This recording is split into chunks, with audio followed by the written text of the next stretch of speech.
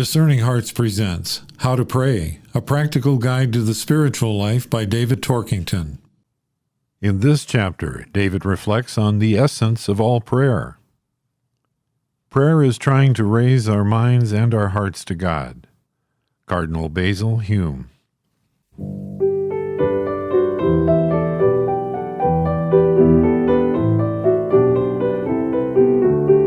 Whatever methods of prayer we might find helpful, they will get us nowhere if there is something fundamentally wrong with our attitude.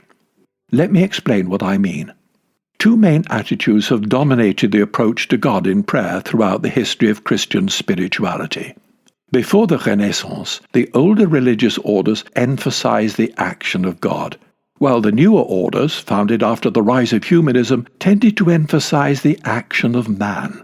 Both are orthodox, but both have inbuilt dangers that have often led people into spiritual cul-de-sacs.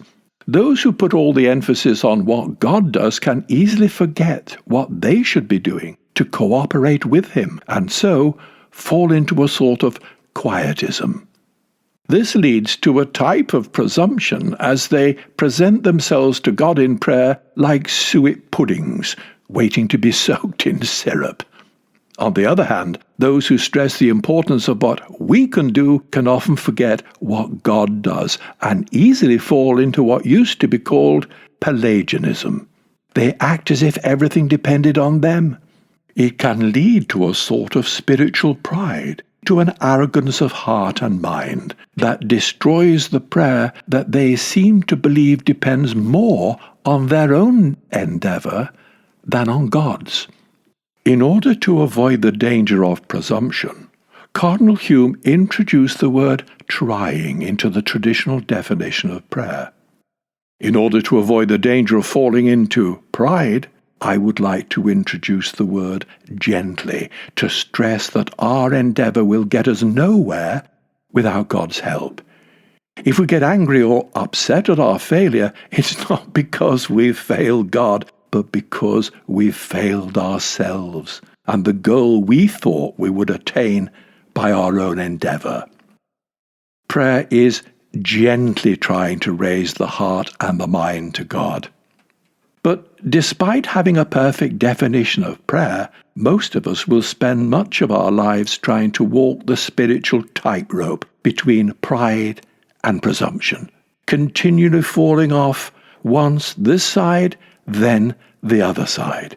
Then, in God's time, not ours, the Holy Spirit will eventually reward the person of goodwill who perseveres despite their human failures.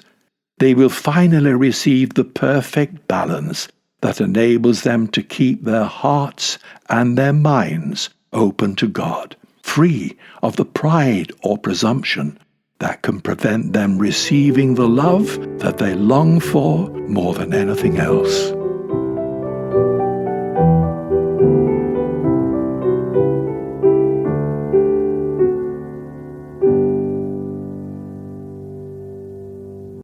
You've been listening to David Torkington and How to Pray, a practical guide to the spiritual life. For more episodes in this series, visit discerninghearts.com, or you can find it in our free Discerning Hearts app or on many other streaming platforms.